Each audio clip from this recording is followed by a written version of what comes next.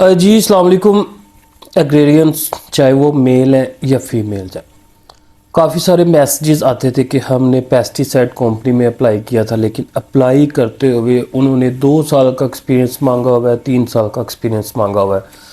ऐसे fresh students जिनकी degree अब ख़त्म हुई है, वो पेस्टिसाइड में काम करना चाहते हैं लेकिन उनके पास एक्सपीरियंस नहीं है।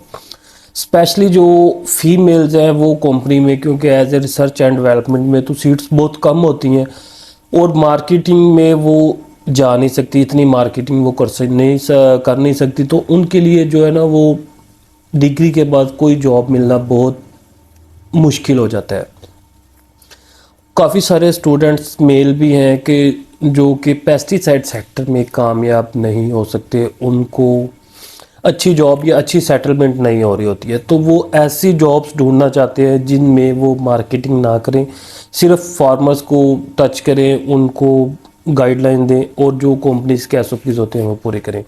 तो आज ये जो वीडियो है इसका बनाने का मकसद ही यही है कि मैं आपको बताऊं कि कौन कौन से प्लेटफॉर्म है जहां पे आप जॉब करके अच्छी सैलरी भी ले सकते हैं और जहां पे आपको मार्केटिंग की ज़रूरत नहीं होती, जस्ट आपने फील्ड को विज़िट करना होता है। तो वीडियो स्टार्ट करते हैं। तो जी अस्सलाम वालेकुम एग्रेरियंस, आप देख रहे हैं यूट्यूब चैनल एग्रेरियन अमीन लोधी। और अगर मैं अपना इंट्रोडक्शन करवाना चाहूँ तो अमीन जाहिद लोधी मेरा नाम है, क्वालिफ़िकेशन मेरी है एमएससी एंटमोलॉजी और मैं as a assistant director pest warning and quality control of pesticide काम कर रहा हूँ। तो ये था मेरा इंट्रोडक्शन। और थोड़ा सा इंट्रोडक्शन मैं आपको ये भी बताना चाहूँगा कि मेरी डिग्री के बाद, एमएससी की डिग्री के बाद जब मैंने डिग्री की तो उस टाइम इतने गाइडलाइंस देने वाला कोई नहीं था।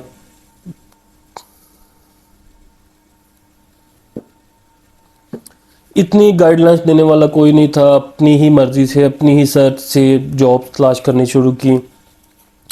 तो इस टाइम आपको गाइडलाइन देने वाले बहुत ज़्यादा लोग हैं जो आपको बता सकते हैं कि आपने कौन कौन से प्लेटफॉर्म पे अप्लाई करना है, कौन कौन सी जॉब्स हैं। 2017 से ही मैंने व्हाट्सएप ग्रुप बनाए थे, तब से मैंने एग्रेरियंस को अवेयरनेस शुरू की कि आप प्रिपरेशन कैसे करनी है आपके। अब भी स्टिल जो करंट जो जॉब्स आती रहती हैं मैं वो अपने व्हाट्सएप ग्रुप में शेयर करता रहता हूँ। 5-6 ग्रुप्स मेरे ऑलरेडी वर्किंग में है। इसके अलावा हमने स्कूल ऑफ एग्रीकल्चर का सेशन भी स्टार्ट किया था कि जिनमें हमने बाकायदा तौर पे पहली दफ़ा एग्रेरियंस के लिए जो पीपीएससी के या जो भी एग्ज़ाम्स आते थे उनकी प्रिपरेशन स्टार्ट की थी।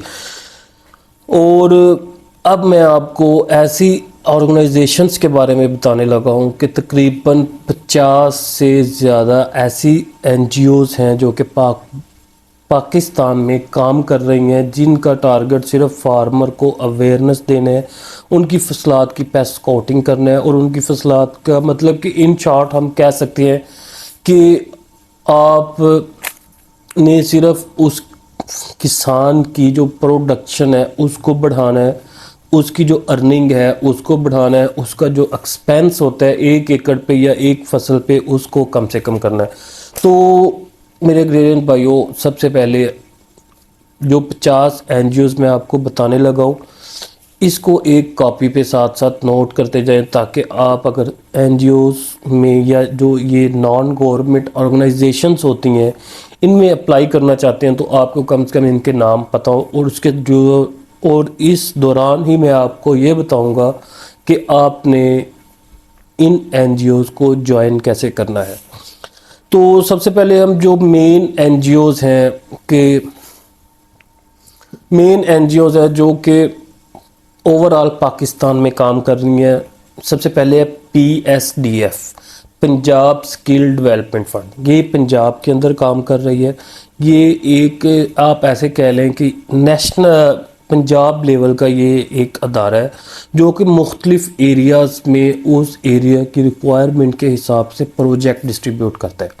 आप गूगल पे जाके पीएसडीएफ की प्रोफाइल ओपन करें, इसमें बहुत सारे प्रोजेक्ट्स चल रहे होंगे जिनमें एग्रेरियंस के भी होंगे, जिनमें वो डीवीएम जो वेटनरी है उनके भी होते हैं। ठीक है, इनकी आगे ठेका, जब जिस तरह हम कहते हैं कि ये प्रोजेक्ट को ठेके में देते हैं, जिनमें मेट्रो है वो इस प्रोजेक्ट को रन करता है। नेस्ले का एक जो, जिसमें नेस्ले का दूध नहीं होता, सिर्फ नेस्ला एक इसमें प्रोजेक्ट में भी बहुत अच्छा काम कर रहा है और तकरीबन अच्छी सैलरी जो दे के वो अग्रेरियंस को हायर करता है।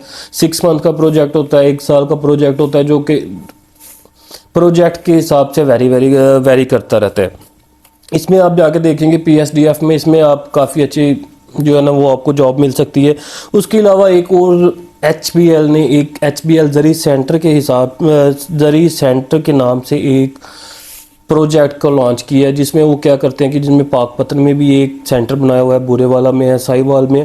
उन्होंने अग्रेरियंस हायर किए हुए हैं। एक उन्होंने फ्रेंचाइज सिस्टम अपनी बनाई है जिसके अंदर 5 से 6 अग्रेरियंस बैठे होते हैं। कोई फार्मर आता है या कोई कस्टमर आता है, वो अग्रेरियंस को अपना मसला बताएगा कि उसकी फसल के साथ कौन सा इशू चल रहा है।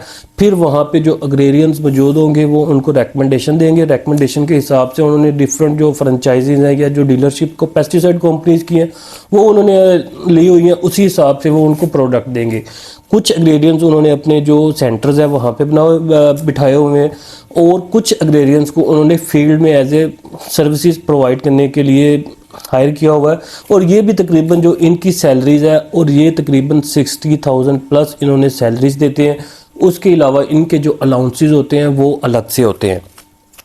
इसके अलावा सोना सेंटर है, सेम इसी तरह सोना सेंटर जो एफएफसी जो कंपनी है फर्टिलाइज़र, उन्होंने भी इसी तरह के एक सेंटर्स बनाए हुए हैं। तकरीबन वो हर डिस्ट्रिक्ट में या तकरीबन एक सेंटर लॉन्च करने जा रहे हैं, सेंटर मौजूद हैं। इन्होंने भी अग्रेरियंस हायर किए हैं। आप इनके सोना सेंटर की वेबसाइट पे जाके देखेंगे कि इनको किस किस जगह पे जो है ना वो एग्रेरियंस रिक्वायर्ड है, और ये भी तकरीबन 60 से 70 हज़ार रुपये तक जो है ना वो सैलरी दे रही हैं। इसी तरह एक जो है ना वो एंग्रो फर्टिलाइज़र है, वो भी इसी तरह के एक सेंटर्स लॉन्च करने जा रही है, जिसके अंदर उन्होंने काफ़ी एग्रेरियंस को हायर करना होगा। इसके अलावा जो एक आर्मी का प्रोजेक्ट है ग्रीन रेवोल्यूशन के नाम से, कि वो थल या जो रेगिस्तान है उसको वो ग्रीन करने जा रही है, उस पर क्रॉपिंग करना चाह रही है। आर्मी फार्म हमारे मुख्तलिफ एरियाज़ में ऑलरेडी वर्किंग है। वो भी अग्रेरियंस को हायर कर रहे हैं, as a field assistant hire कर रहे हैं, as a agriculture trainer hire कर रहे हैं। वो भी तकरीबन 60 से 70 हज़ार रुपये जो है ना वो पर मंथ की सैलरी अग्रेरियंस को दे रहे हैं। तो एक और ऑर्गेनाइजेशन है जिनमें NRSP, जिसको हम कहते हैं नेशनल रूरल सपोर्ट प्रोग्राम, इसके अंदर भी डिफरेंट प्रोजेक्ट्स होते हैं। इन प्रोजेक्ट्स जब आप इनकी वेबसाइट को चेक करते हैं तो आपको इनके जो रनिंग प्रोजेक्ट्स, अपकमिंग प्रोजेक्ट्स और जो इनकी कंप्लीट प्रोजेक्ट होते हैं उसके बारे में आपको पता चल जाएगा कि ये कौन कौन से जो प्रोजेक्ट्स हैं इस पे काम कर रही है। और ये भी जो 90% इनकी रिक्रूटमेंट होती है ये भी अग्रेरियंस की ही होती है। आप एग्रीकल्चर वाले ऐसे ही परेशान हैं कि हम कंपनी के अलावा किस चीज़ को ज्वाइन करें। आज की वीडियो में मैं आपको तकरीबन 60 ऐसी एनजीओज के बारे में बताऊंगा कि जहां पे आप विदाउट सेल टारगेट काम कर सकते हैं, और स्पेशली फीमेल्स जो कि वो हाउस ऑफिस में जॉब करना चाहती हैं, वो फील्ड में जॉब करना नहीं चाहती, इन एनजीओज के अंदर वो तकरीबन फील्ड के अलावा ऑफिस वर्क भी कर सकती हैं। तो 5-6 चीज़ें तो मैंने आपको बता दी थी। अब एक और चीज़ जो मैं आपको बताने जा रहा हूँ कि जो कि अग्रेरियंस जहाँ पे काफ़ी ज़्यादा हायर हो रहे हैं वो है बैंकिंग। बैंकिंग में क्या, agri finance officer AFO 16 grade की जॉब होती है। अगर आप नेशनल बैंक में जा रहे हैं या ZTBL जरी तरक्याती बैंक में जा रहे हैं, ठीक है, तो वो 16 ग्रेड की जॉब है। उसका भी जो पैकेज होता है वो राउंड अबाउट 60, कुछ अलाउंसेस बढ़ के कम हो जाता है या ज़्यादा हो जाता है, इतना ही चलता है। इसके अलावा HBL अपने AFOs को हायर कर रहा है, अल्फला बैंक कर रहा है, बैंक अल हबीब कर रहा है। उसके अलावा स्टेट बैंक भी जो है वो हर साल कुछ ना कुछ अग्रेरियंस के लिए इंटर्नशिप निकालता रहता है, या उनके लिए भी पोस्टें ऐसी आती हैं कि जहाँ पे वो अग्रेरियंस हायर कर सकते हैं। उसके अलावा एक और एनजीओ ऐसी है, आपने सुना होगा बाखबर किसान, BKK के नाम से ये इसका जो वो काम कर रहे हैं। इनका काम भी जो फार्मर्स हैं हमारे, इनको फैसिलिटेट करना है, इनको इन्फॉर्मेशन प्रोवाइड करना है, और इनके जो पैकेजेस होते हैं वो भी तकरीबन 50 से 60 हज़ार रुपये तक होते हैं। ये जो पैकेजेस मैं आपको बता रहा हूँ ये इनकी जो है ना वो स्टार्टिंग सैलरी है, ठीक है। इसके जितनी आपका एक्सपीरियंस होता जाएगा आपकी सैलरी बहुत ज़्यादा होती जाएगी, क्योंकि मेरे पास मेरे जानने वाले ऐसे अग्रेरियंस भी मौजूद हैं जो कि तकरीबन 4 लाख से ज़्यादा सैलरी ले रहे हैं, और उनके जो स्टार्टिंग थी वो भी मिनिमाइज थी। और ये उनकी जो तरक्की है वो, आपने एक और बात देखना है, जो प्राइवेट सेक्टर्स होता है उनकी जो आपकी जो प्रमोशन होती है या आपको हायर स्टैंडर्ड पे लेके जाते हैं, वो आपकी वर्क बेस पे लेके जाते हैं। कुछ लोग होते हैं कि वो जो टेन्योर होता है वो 2 साल में कंप्लीट कर लेते हैं, कुछ लोग होते हैं वो 4 साल में कंप्लीट करते हैं, और ये आपकी सारी जो होता है ना वो स्किल्स पे डिपेंड करता है। एक और बात मैं आपको बताना चाहूँगा कि आप इतनी अच्छी इन्फॉर्मेशन तो ले रहे हैं, तो आपने अभी तक मेरा चैनल को सब्सक्राइब नहीं किया होगा तो आप लाजमी तौर पे मेरे चैनल को सब्सक्राइब भी कर दें।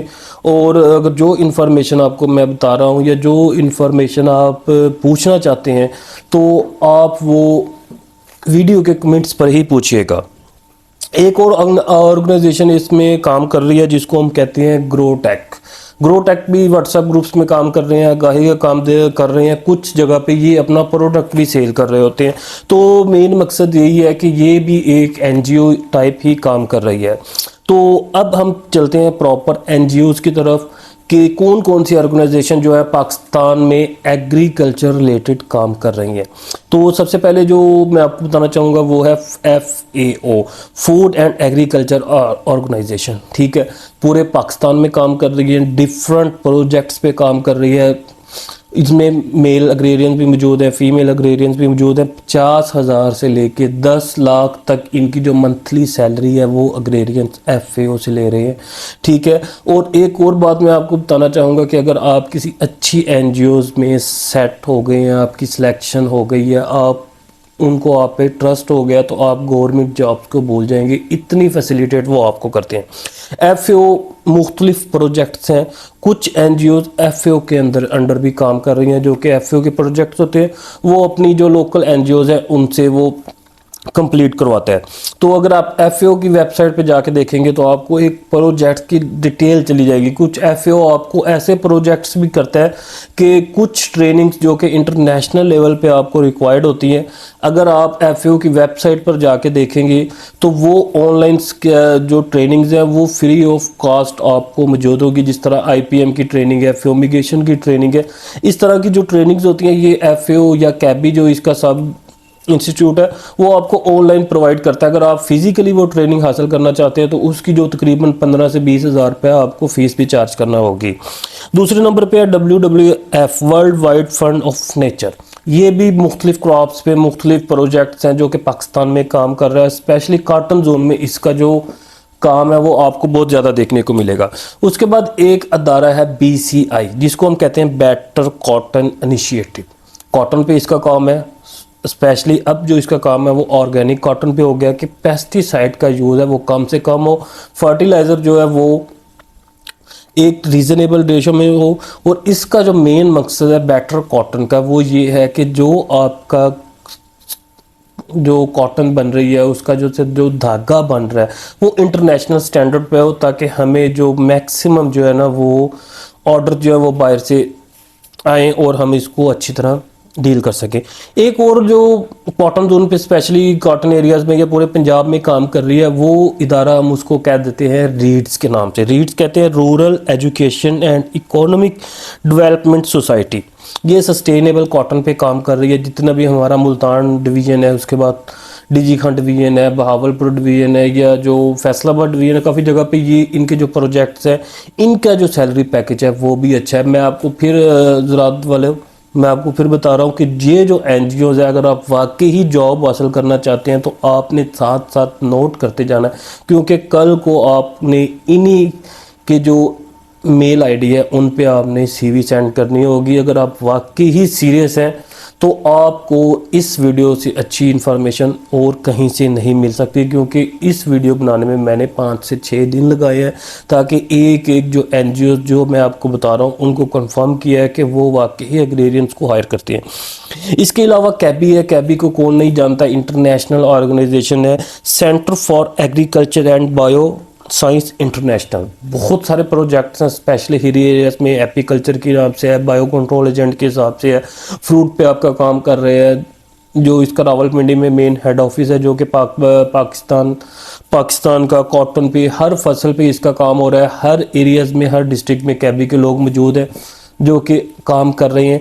आप इन ऑर्गेनाइजेशन में आके भी अच्छे जो सैलरी ले सकते हैं। बहुत मेरे दोस्त कैबी के अंदर है जो कि अच्छी पोस्ट में मौजूद है और अच्छा काम कर रहे हैं। उसके अलावा इंटरलोप लिमिटेड फैसलाबाद है, ये भी एक ऑर्गेनाइजेशन है। इसका काम होता है कि वो क्रॉप्स जो कि जिससे कपड़ा बनता है, जो हमें टेक्सटाइल्स के काम आती हैं, ठीक है, उनकी जो डेवलपमेंट है वो अच्छी हो और उनकी जो ग्रोथ है या जो प्रोडक्शन है वो इंटरनेशनल स्टैंडर्ड्स के मुताबिक हो, और ये ज़्यादातर फैसलाबाद के अंदर काम कर रही है।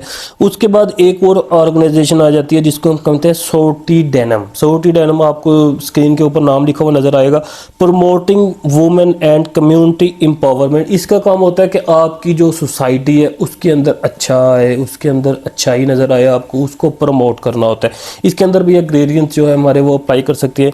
उसके बाद एक WHO को प्रोजेक्ट चल रहा है हमारा, वो भी कॉटन के ऊपर चल रहा है, जिसको हम कहते हैं cotton connect global textile supply chain. इसका काम भी जो होता है वो स्टेपल लेंथ, जो कॉटन के अंदर 2-4 चीज़ें होती हैं उसको अच्छा करना होता है, आपकी प्रोडक्शन बढ़ाना होता है, मीन के फार्मर को हमारा अच्छा रेट मिले। इसके अंदर भी हमारे जो है काफ़ी एग्रेरियंस काम कर रहे हैं। उसके बाद एक और जो ऑर्गेनाइजेशन है उसको हम कहते हैं FDO, फार्मर डेवलपमेंट ऑर्गेनाइजेशन, ठीक है। ये अभी ज़्यादातर मुल्तान रीजन में काम कर रही है, जिसके ज़्यादा मैंगो पे या इसका जो काम है वो कॉटन के ऊपर है। उसके बाद एक और ऑर्गेनाइजेशन है हमारी जिसको हम कहते हैं लोकसान TT सिंह हो गया, मुल्तान, बहावलनगर, लिया, बहावलपुर, DG खान, मुजफ्फरगढ़, अलीपुर, इन एरियाज़ में ये लोकसांझ का काफ़ी काम है। और इसका जो मेन काम है वो कॉटन पे है कि आपने जो कॉटन है वो उसको इम्प्रूव करना है, पेस्टिसाइड का इस्तेमाल कम करना है, जो आप फर्टिलाइज़र का इस्तेमाल कर रहे हैं उसको आपने रीज़नेबल रेट पे लेके आना है। उसके बाद एक और ऑर्गेनाइजेशन है जिसको हम कहते हैं Aagahi, association for gender awareness and human empowerment. इसका काम भी यही है कि जो जेंडर बेस है उस चीज़ को ख़त्म करना, सोसाइटी के अंदर मेल और फीमेल दोनों का काम करना, ठीक है, ताकि आपकी जो इकोनॉमिकल जो कंडीशन है उसको बेहतर करना है। इसमें भी आप एग्रेरियंस जो है ना वो काम करके अच्छी जो सैलरी वो ले सकती है। उसके बाद IDP के नाम से एक ऑर्गेनाइजेशन NGOs है जो कि सिंध एरियाज़ में जो दरिया सिंध है उसके साथ साथ ये काम कर रही है। IDP हम कहते हैं Indus development programme, humanitarian environmental के जो दरियाए सिंध का जो इलाका जिसको हम कच्चे का इलाका कहते हैं उसके लोगों का रहन सहन, वहाँ पे जो क्रॉपिंग पैटर्न है उसको इम्प्रूव करना और उनकी जो इकोनॉमिकल कंडीशन है उसको अच्छा करना, उस पे ये काम कर रही है IDP, स्पेशली सिंध के लोगों के लिए। उसके अलावा एक और राजनपुर के एरिए में जो कि ये भी कच्चे का इलाका जाना जाता है, स्वाडो के नाम से एक ऑर्गेनाइजेशन काम कर रही है, SWRDO, जिसको हम कहते हैं एब्रीवेट करते हैं संतानी वुमेन रूरल डेवलपमेंट ऑर्गेनाइजेशन। इसका काम भी औरतों की जो हमारी फीमेल्स हैं उनके लाइफस्टाइल को बेहतर बनाना है, ठीक है। इसमें भी हमारे जो काफ़ी अग्रेरियंस हैं वो काम कर सकते हैं और कर भी रहे हैं। एक और जो ऑर्गेनाइजेशन है वो है RDF, रूरल डेवलपमेंट फाउंडेशन। इसका काम भी जो हमारी जो देहाती ज़िंदगी है उसको बेहतर बनाना है। इसमें डिफरेंट प्रोजेक्ट्स आते हैं जिनमें जिसमें आपकी क्रॉपिंग स्कीम भी हो सकती है, आपका जो मवेशी है, जो आप एनिमल्स घर में पेट एनिमल्स हैं उनकी जो बेहतर देखभाल हो सकती है।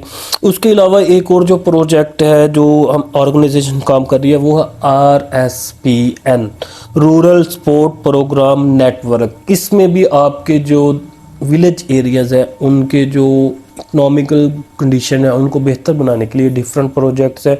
वो एनिमल्स पे भी हो सकते हैं, वो क्रॉप्स पे भी हो सकते हैं, वो कुछ और प्रोजेक्ट्स भी हो सकते हैं, उनको बेहतर बनाना ये जो ऑर्गेनाइजेशन है ये भी उस पर काम करती है। उसके बाद एक और जो इंटरनेशनल ऑर्गेनाइजेशन है वो है वर्ल्ड फूड प्रोग्राम, जिसको हम WFP के नाम से जाना जाता है। ये पाकिस्तान में काम कर रही है, डिफरेंट प्रोजेक्ट्स है, UN बेस्ड ऑर्गेनाइजेशन है। जो कि UN बेस्ड ऑर्गेनाइजेशन होगी उनकी सैलरीज भी बहुत अच्छी होती हैं। जब आप इनकी वेबसाइट पे जाके चेक करेंगे तो आपको मुख्तलिफ़ किस्म के जो प्रोजेक्ट्स हैं वो इनके जो करंट रनिंग है, कंप्लीट है या अपकमिंग है, वो आपको देखने को मिलेंगे। उसके बाद एक और इस्लामाबाद की ऑर्गेनाइजेशन है, ये उन उम्मीदवारों के लिए जो कि इस्लामाबाद एरियाज़ में रहते हैं, इसको हम कहते हैं DF, दोआबा फाउंडेशन। ठीक है, फार्मर डेवलपमेंट और उसकी सस्टेनेबिलिटी पे काम करती हैं, जो पोटोहार रीजन में है या जो एरिड जोन में रहते हैं, ये स्पेशली उन एरियाज में काम करती है। उसके अलावा एक और ऑर्गेनाइजेशन है, ये भी यूएन बेस है, जिसको हम कहते हैं IOM के नाम से। ये भी तकरीबन पूरे पाकिस्तान में काम कर रही है। जब आप इनकी वेबसाइट पे जाके देखेंगे तो आपको इसको भी काफ़ी कुछ देखने को मिलेगा। अगर हम इसको एब्रीवेट करते हैं तो इंटरनेशनल ऑर्गेनाइजेशन फॉर माइग्रेशन। इनका मेन मकसद है कि अगर आपको एक इलाके में काम नहीं मिल रहा तो आप थोड़ी सी माइग्रेट करें, दूसरे इलाके में शिफ्ट हो, चाहे वो आप को सिटी चेंज करना होगा, विलेज चेंज करना होगा, अगर आप प्रोविंस चेंज करना चाहते हैं, या आप इंटरनेशनली तौर पे अपना मुल्क चेंज करना चाहते हैं, तो ये जो होते हैं वो हेल्प करते हैं। ठीक है, बहुत सारे हमारे एग्रीरियंस हैं जो कि बाहर के मुल्क जाके सेट हो गए हैं, जिसमें चाइना है, कोरिया है, ऑस्ट्रेलिया, ये सब कुछ होती है। ये जो ऑर्गेनाइजेशन है ये उस चीज़ को डील करती है। मैं आपको फिर कहूँगा कि आपसे कि अगर आपने मेरे चैनल को सब्सक्राइब नहीं किया हुआ तो आप एक दफ़ा फिर चैनल को सब्सक्राइब कर लें। उसके बाद एक इस्लामिक रिलीफ ऑर्गेनाइजेशन है जो कि पाकिस्तान में काम कर रही है। ये भी हमारे एग्रेरियन को काफ़ी सपोर्ट करती है। Save and transfer the lives of some world vulnerable, कि उन्होंने जो ज़िंदगी होती है उसको बेहतर बनाना है, इस्लामिक कवानीन के मुताबिक बनाना है, ताकि आप दुनिया में भी नेक हों और आखिरत में भी सुरखरू हो सकें। उसके बाद एक और फाउंडेशन है जिसको हम कहते हैं मोजिस फाउंडेशन। मोजिस फाउंडेशन का extend quality and innovative financial services. ये क्या करती है कि ये इसका काम है कि जो कॉमन मैन है उसको फाइनेंशियल सर्विसेज प्रोवाइड करना। उसको किस चीज़ की ज़रूरत है, उसको पैसे की ज़रूरत है, उसको किसी और चीज़ की ज़रूरत है, उसने बेटी की शादी करनी है, उसको जहेज़ की ज़रूरत है, ये डिफरेंट चीज़ प्रोवाइड करती है। इसमें भी हमारे जो अग्रेरियंस है वो काफ़ी सेट हो सकते हैं। उसके बाद एक और एग्रीकल्चर रिलेटेड ऑर्गेनाइजेशन काम कर रही है जिसको हम कहते हैं IFAD, international fund for agriculture. ये स्पेशली कुछ सपोर्टिंग प्रोग्राम है जो कि फार्मर्स को देते हैं कि अगर वो अच्छी खेती करना चाहता है, उसके पास इक्विपमेंट्स नहीं है, उसके पास पैसे नहीं है, उसके पास आगाही नहीं है, तो इस ऑर्गेनाइजेशन का काम है कि उसने उस फार्मर को वो चीज़ प्रोवाइड करनी है जो कि उसके पास नहीं है, जिससे वो अच्छी प्रोडक्शन नहीं ले सकता। इस ऑर्गेनाइजेशन में भी हमारे जो एग्रीकल्चर एग्रीरियंस है वो काम कर सकते हैं। उसके बाद एक और चीज़ है गेन के नाम से एक ऑर्गेनाइजेशन जो कि पाकिस्तान में काम कर रही है, global aliens for improve nutrition, कि जो फार्मर्स होते हैं या उनकी जो फैमिली होती है उसको उन्होंने अच्छी खुराक प्रोवाइड करने के लिए, या अच्छा खुराक, जिस तरह हम देखते हैं कि स्कूलों में एक न्यूट्रिशनिस्ट विजिट करता है कि जो कि बच्चों को बताता है कि आपने अपना डाइट प्लान किस तरह बेहतर हेल्थ के लिए रखना है। उसके बाद एक और फाउंडेशन पाकिस्तान में काम कर रही है जिसको हम कहते हैं CHF क्या है? कोथम फाउंडेशन है, इम्प्रूव द कम्युनिटीज़, के कम्युनिटीज़ के स्टैंडर्ड को आपने किस तरह अपग्रेड करना है, अपनी लाइफस्टाइल को किस तरह आपने बेहतर बनाना है। इसमें भी जो हमारे एग्रेरियंस हैं वो एडजस्ट हो सकती हैं। ये जो मैं आपको बता रहा हूँ ऑर्गेनाइजेशन, ये मैंने गूगल से वेरीफाई करके फिर मैं आपको बता रहा हूँ। उसके बाद एक और ऑर्गेनाइजेशन है जिसका काम होता है ट्रीज़ को लगाना, और ये भी पूरे पाकिस्तान में काम कर रही है, ग्रीन सिटी वेलफेयर ऑर्गेनाइजेशन। और ये स्पेशली इनका जो मेन फोकस है या जो मेन इसकी जो हिस्ट्री है वो कराची में हमें ज़्यादा देखने को मिलेगी, जिसमें ट्री प्लांटेशन है, लोगों की हंगर है उसको कम करना है, फ्री एजुकेशन देना लोगों, जो हमारे जो विलेजेस या जो दूसरे उनकी हेल्थ को इम्प्रूव करना है। उसके बाद एक और ऑर्गेनाइजेशन है जिसके अंदर स्पेशली जो वाटर मैनेजमेंट के स्टूडेंट्स हैं वो इसके अंदर काफ़ी एडजस्ट हो सकते हैं, क्योंकि ये स्पेशली वाटर मैनेजमेंट वालों की ऑर्गेनाइजेशन है। IWMI, international water management institutes, के जिनका काम है कि आपने जो वाटर आप खेतों को लगाते हैं या आप ज़मीनों को अपने को पानी लगा रहे हैं, उसका जो यूज़ है वो किस तरह सस्टेन किया जाए, एफिकेसी को किस तरह इंक्रीज़ किया जाए। उसके बाद एक और जो है ना वो फार्मर ऑर्गेनाइजेशन है जिसको हम कहते हैं NPCP, national peace and coalition of Pakistan. ये फार्मर ऑर्गेनाइजेशन है, इसको अगर आप उर्दू में इसका नाम सुनते हैं तो वो पाकिस्तान किसान संगत है, कि जो फार्मर्स के राइट्स होते हैं वो गवर्नमेंट से किस तरह लेना चाहते हैं, या जो किसी और जो उनकी एग्रीकल्चर या जो उसकी खेती बाड़ी को कोई और जो पावर है वो डिस्टर्ब कर रही है, तो उनसे वो अपने राइट किस तरह लेंगे, ये इस पे काम करती है। उसके बाद एक और बहुत अच्छी ऑर्गेनाइजेशन है जो कि पाकिस्तान में काम कर रही है, वो है pack PAC, Pakistan agriculture coalition. इसका काम भी है कि transformation of agriculture into good way, कि हमारी ज़राअत को किस तरह तरक्की देनी है।